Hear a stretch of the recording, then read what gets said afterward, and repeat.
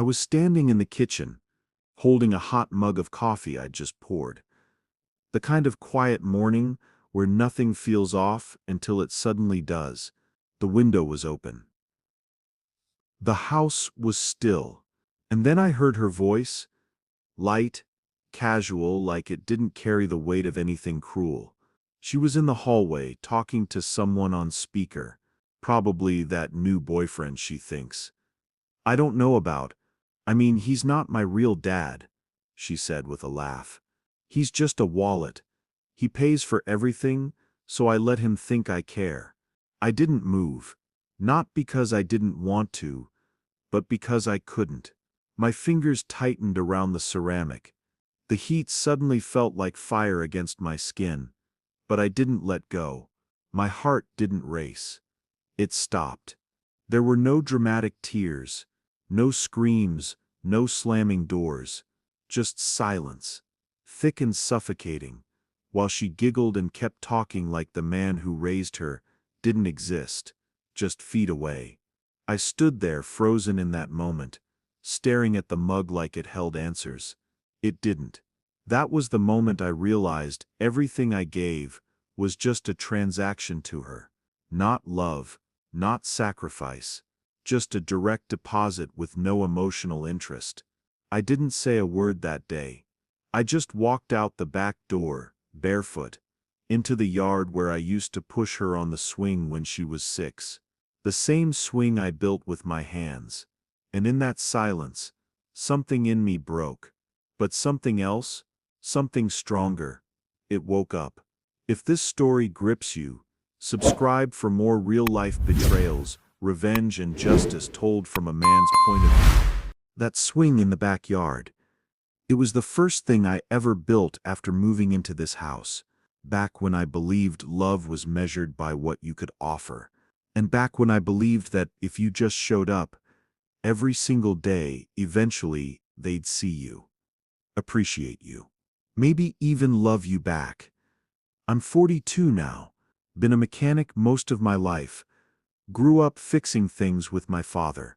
Old Chevys, broken heaters, leaky roofs. I was taught that if something's broken, you don't complain, you fix it. Maybe that's why I stayed as long as I did. I met her mother, Tanya, 8 years ago at a mutual friend's wedding. I was a single dad then. My wife passed from a stroke when our son Jaden was only 5. It took years to breathe without guilt again. Tanya was warm. Her laugh filled a room, and she had this little girl clinging to her side. Big brown eyes, wild curls, maybe 6 or 7 years old. She introduced her as Camila. My whole world, she said. I didn't fall in love at first sight, but I fell in love with the way Camila rested her head on her mom's shoulder, with how Tanya didn't seem afraid of grief. She listened to me talk about Jaden without changing the subject. That was rare. We started dating slowly. Church, Sunday BBQs, park picnics. The kids clicked. Jaden and Camila were inseparable. She started calling me Mr. Luke at first, then just Dad one day when she spilled her juice, and I cleaned it up without scolding her. I remember that moment. I never corrected her. I didn't need biology to give me permission to love her like my own. When I proposed to Tanya, I wasn't just choosing her, I was choosing both of them. And I meant that. 2 working parents. A teenage daughter in ballet. A son headed to college. Family dinners. Road trips.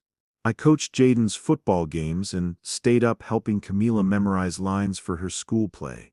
I paid for everything, without being asked. Braces, dance costumes, weekend trips, a used car for her 17th birthday. I didn't hesitate. That's what fathers do, right? No one saw the cracks, not even me. Looking back, I wasn't a husband to Tanya. I was an ATM with a wedding ring. And to Camila, I wasn't a father. I was just someone convenient to say I love you to when she needed something. But I didn't know that yet. Not then. Back then, I thought I was building a family. One that wouldn't break this time. Jaden left for college last year. That's when the shift became noticeable. Not loud, but slow, like a house settling just before the foundation gives way. But I kept believing that if I stayed good, they'd stay grateful. I didn't realize I was being studied, measured, not loved, until that one sentence broke it all. There were signs. God knows, there were signs. They weren't big, dramatic things. That's the tricky part. They were subtle, a glance, a tone, a silence that lasted a second too long. I remember one night, about a year ago, Camila came home late, said she'd been at her friend's house studying for a chemistry test. I offered to help. I used to be good at that stuff, and she knew it. But she just said, "It's fine. You wouldn't get it anyway." That stung. Not because of the words, but because of how easy they came out of her mouth, like she'd already decided I didn't matter beyond what I could hand her. Then there was the birthday dinner I planned for her 18th. Reserved a spot at her favorite Italian place, bought her a necklace with her initials and mine engraved on it. She opened the box, smiled politely, and said, "Thanks." But when her mom handed her a card with some cash in it, she lit up like it was the only thing that mattered. I shrugged it off. Told myself teenagers are moody, that she'd grow into gratitude. That love always catches up in the end. Tanya. She changed too. At first she was thoughtful, present, grateful. But somewhere along the line, our conversations became transactions. Camila needs this. We should upgrade her laptop. She deserves better, and every time I said yes, because I wanted to be a man they could rely on. Not realizing I'd become a man they expected things from, not appreciated, just used. A close friend of mine, Marcus, pulled me aside one day after a backyard cookout. He said, "Luke, when's the last time they did something for you? Anything at all?" I laughed. Told him, "They're my family. I don't keep score." He just looked at me and said, "Maybe you should." I brushed it off. Defended them like I always did. Camila had just gotten accepted into a college in New York. I was already doing the math in my head. Tuition, housing, travel. I didn't even hesitate. Because in my heart, she was my daughter. And I believe that when you love someone like that, you give without counting. But there's a difference between giving and being drained. My gut told me that more than once. Like the day I saw her texts flash on the kitchen counter. One message read, "He's clueless. I'll get what I need. Then I'm gone." I stared at the screen for a moment. Long enough to feel the sting, but I convinced myself it wasn't about me. Must have been about a boy. A friend. Someone else. Because denial is easier than admitting the people you love might never have loved you back. And so I stayed. Loyal. Blind. Then came that morning. It was a Sunday. The kind of morning that used to mean pancakes, gospel music humming from the kitchen speaker, and Camila sleepily shuffling in with a blanket wrapped around her shoulders. But that day, it was just me. Jaden had already moved out. Tanya was running errands, though she hadn't said a word to me all night. And Camila was in her room, door cracked open, talking on the phone. I didn't mean to eavesdrop. I was making coffee, standing by the counter with the fridge humming behind me. The house was quiet enough that even a whisper traveled. I wasn't trying to listen, but I heard it anyway. "I mean, he's not my real dad," she said. A giggle laced through the sentence. She paused, then added, "He's just a wallet. He pays for everything, so I let him think I care." I didn't move. I didn't blink. It was like time folded in on itself, compressing all 8 years of love, school pickups, doctor visits, and birthday cakes into a single punch I never saw coming. I'd heard a lot of cruel things in my life. I've been called names, disrespected, lied to. But nothing. compared to that sentence. The way she said it, not with anger, not with regret, just apathy. Like I was an old receipt at the bottom of her purse.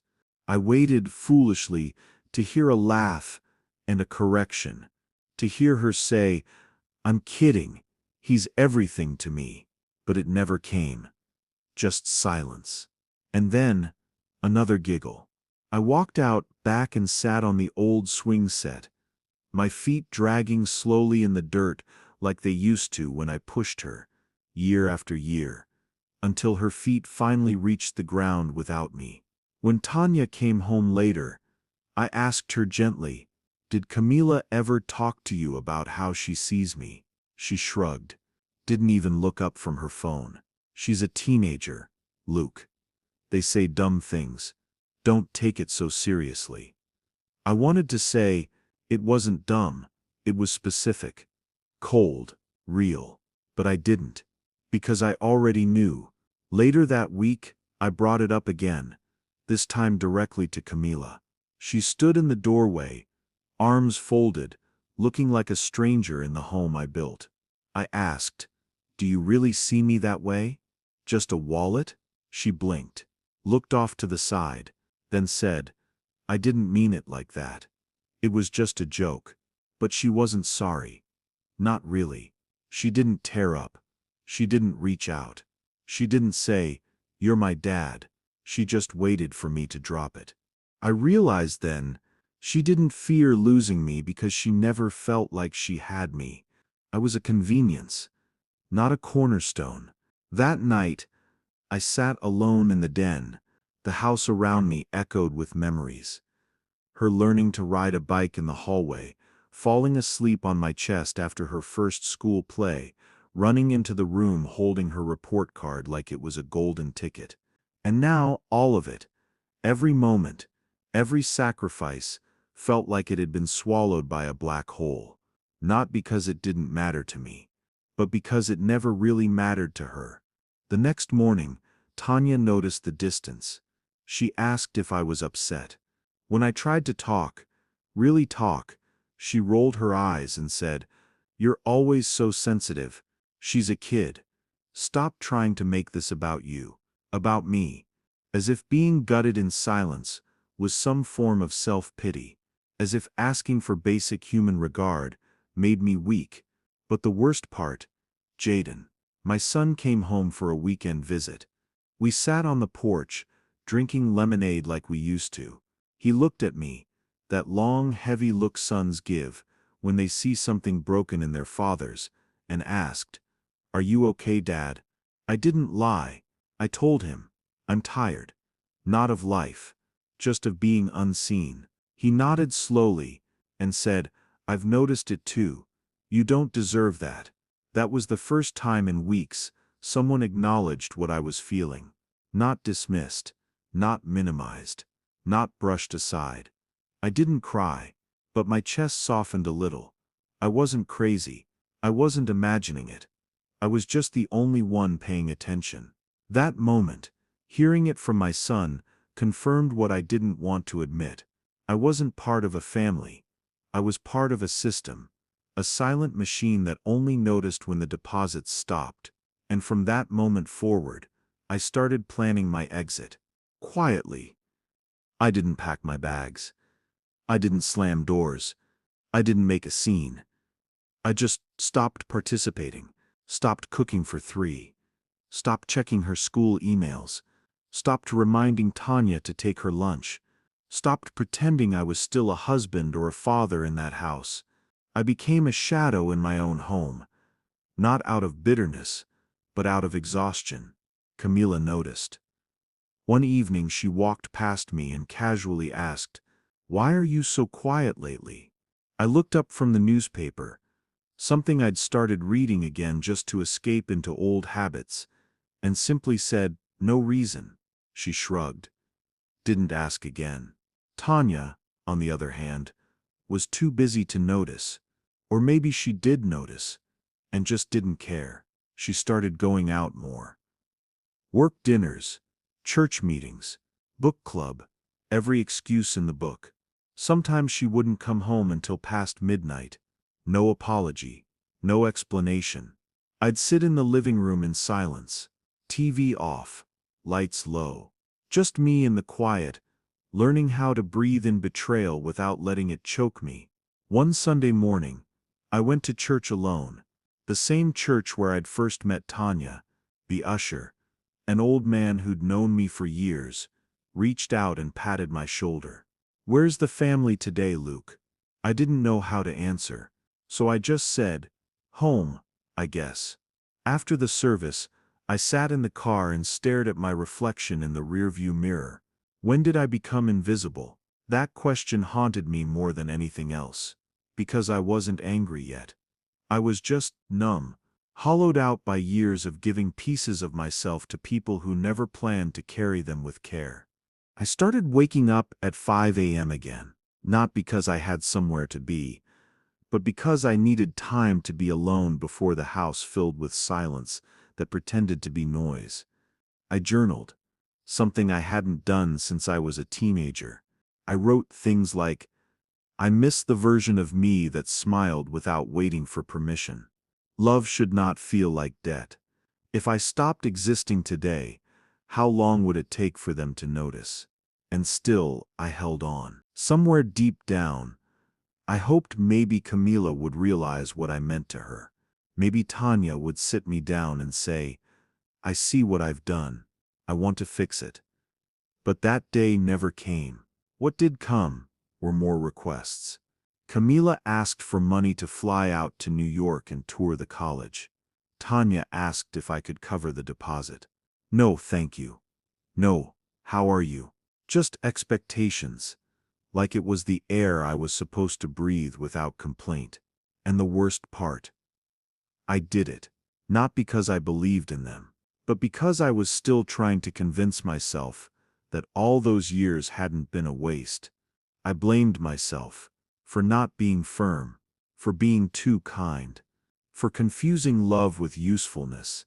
I even caught myself wondering, what's wrong with me that makes me so easy to leave behind? And that was the breaking point. Because I realized this wasn't just about them.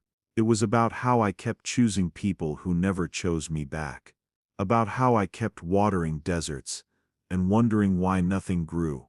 So I stopped talking, stopped arguing, stopped defending, and started disappearing.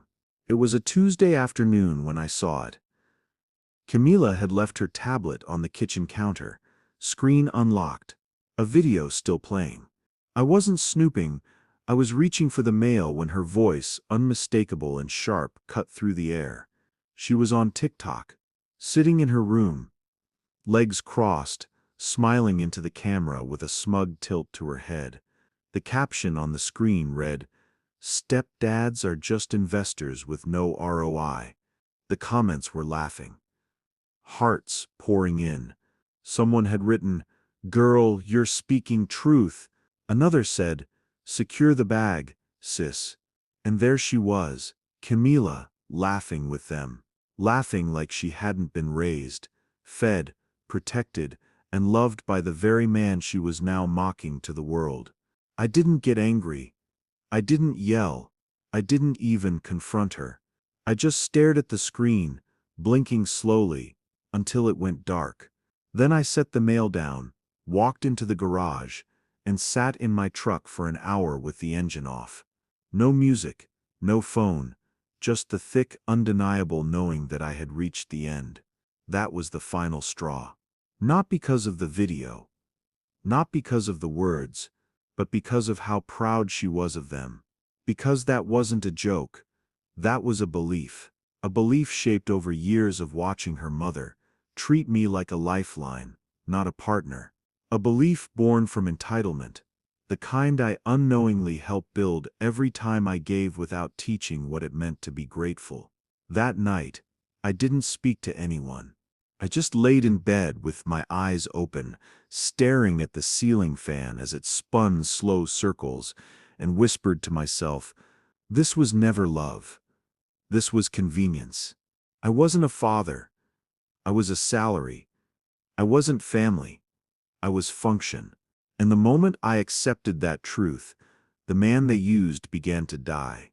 The next morning, I got up before sunrise. Didn't make breakfast. Didn't write a check. Didn't say good morning. I just stood in front of the bathroom mirror and looked at myself. Really looked. There were lines on my face I didn't remember earning, a hollowness in my eyes that had crept in over years of quiet disrespect. And beneath all that, a man I hadn't properly acknowledged in a long, long time. So I did something simple. I placed my hand on my chest and said out loud, "I'm still here, and that means something." That was day one. The comeback wasn't loud. It wasn't about revenge in the way people expect. No shouting matches, no ultimatums, just decisions. Small, quiet, solid ones. I started walking every morning. Not far, just around the neighborhood. No music, no podcast, just the crunch of gravel under my shoes and the early light cutting through the trees. I started writing again. Journaling not just the pain, but the reasons behind it. You can't heal what you keep trying to justify. I stopped offering money unless it was asked. And even then, I took my time. Tanya noticed. She asked, "Why are you acting so cold lately?" I said, "I'm not cold. I'm clear." She didn't know what to do with that. Camila still moved through the house like I was a background extra. One evening she came into the kitchen and said flatly, "I need $200 for a deposit. The landlord wants it by Friday." I looked at her, really looked, and said, "Ask your mother." She blinked, like I had broken some unspoken rule, but I didn't explain. I didn't soften, I just went back to my coffee and let the silence do the talking. That weekend, I cleaned the garage, found old photos, Jaden's kindergarten drawing of us fishing, Camila in her Halloween costume from when she was 9. I boxed them up, not out of spite, but because it was time to let go of the idea that those memories guaranteed loyalty. I changed the passwords on the bank account, revised my will, removed Camila and Tanya from every emergency contact form. Tanya tried to argue when she saw the bank notification. "Why would you do that?" she snapped. I looked at her calmly. "Because I finally learned the difference between love and access." A few days later, I bought myself a new recliner. Not because I needed one, but because it was the first time in years I spent money solely on me. Jaden came to visit. He took one look at me and said, "You look lighter, Dad." I smiled. I feel like I can finally breathe. We sat out on the porch again, this time not in silence, but in understanding. He said, "I saw that TikTok, the one Camila posted. I didn't even flinch." He added, "You were a better dad to her than most people ever get. That's on her, not you." I nodded, because I knew it was true, and more importantly, I no longer needed her to admit it. A few weeks later, I met someone. It wasn't romantic. Not yet. Just a woman at the library who struck up a conversation about a book I was holding. She had kind eyes and asked how my week was going. Not what I could do for her, but how I was feeling. And in that small moment, I felt something I hadn't felt in years. Seen. My comeback wasn't flashy. I didn't post about it, didn't tell anyone off. I simply rebuilt myself with the same hands that once built a swing set. Only this time, the person I was building for was me. It's strange. The peace that comes after clarity, not loud, not triumphant, just quiet, solid, real. Some mornings, I still walk past old photos on the wall, the ones I haven't taken down. Not because I'm holding on, but because I no longer need to erase the past to live free from it. I loved them. I gave my best. And for a while, I believed that would be enough to make them stay, or at least care. But here's what I've learned as a man. You can raise someone, feed them, shelter them, guide them. But if they never learn to value you, it's not your failure, it's their loss. And your responsibility is to stop bleeding for people who bring knives to your open hands. I don't carry hate for Camila. I don't wish Tanya harm. I just don't offer myself up for crumbs anymore. Love is not proven by what you're willing to lose for someone. Sometimes, it's proven by what you refuse to lose, even for people you once gave the world to. And maybe that's what other men need to hear. You don't have to burn yourself down to be a good man. It's okay to say no. It's okay to walk away. It's okay to protect your peace, even from those who share your roof. I'm not bitter. I'm just not blind anymore. That wallet they saw me as, it closed, not out of revenge, out of wisdom. And the man they took for granted, he woke up. Some days I still hear echoes, the laughter from the hallway, the little voice that once called me dad with trust in her eyes. But I don't chase those memories anymore. I let them come and go, because I've learned that healing isn't about forgetting. It's about no longer needing what broke you to apologize. Camila still reaches out sometimes. Text messages that read, "Can I ask a favor, or I really need something?" I don't respond with anger. I don't respond at all, because silence, when you've found your worth, is not weakness. It's closure. Tanya eventually asked if we could talk.